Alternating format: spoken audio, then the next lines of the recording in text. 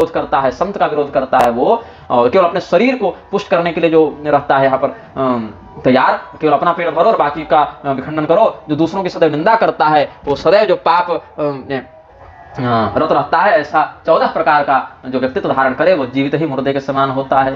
तो बहुत से लोग हमको कहते हैं कि तुम सबकी निंदा करते हो, संतों का विरोध करते हो, इसलिए तुम भी जीते मुर्दे के समान हो।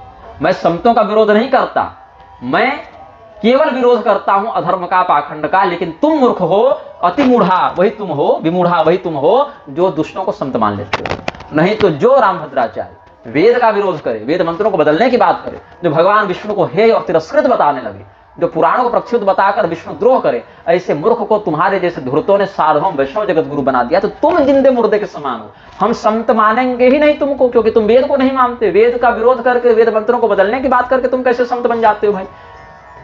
जबकि श्रुति शब्द की प्रतिष्ठा जिसमें है वह संत होता है। ऐसा ब्रह्मांड पुराण में, मत्स्य पुराण में ये सब का वचन है। तुम कैसे संत हो जो वेदों के मंत्रों को ही बदलने की बात करते हो, पुराणों की ही निंदा करते हो? मैं पुराणों को प्रमाण नहीं मानता, ऐसी वाणी जो कहता है उसकी जिह्वा काट लेनी चाहिए। और तुमने उस धूर्त को, उस गिरधर को, उस रामभद्राचार्य को तुमने संत घोषित कर रखा है। मैं संत की निंदा नहीं करता, मैं उस धूर्त की निंदा करता हूं। और निंदा भी सही शब्द नहीं, मैं उस धूर्त का निग्रह करता हूं, खंडन करता हूं। जैसे अंगद अभी रावण की निंदा नहीं कर रहे, रावण की भर्त्सना कर रहे हैं, क्योंकि रावण उसी लायक है।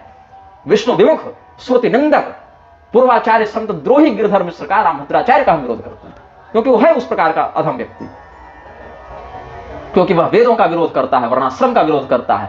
वह व्यक्ति अनधिकृत होकर दंड संन्यास लेता है और दंड फेंकने की बात करता है, श्रुति मंत्रों को बदलने की बात करता है, तरुपोषक हो गया, बाकी सबको तिरस्कृत करता रहता है। कभी श्रीधर स्वामी जी के विरुद्ध बोलेगा, कभी वल्लभाचार्य जी के विरुद्ध बोलेगा, कभी शंकराचार्य जी के विरुद्ध बोलेगा, और दयानंद के सामने हाथ जोड़ देगा महर्षि बोलकर।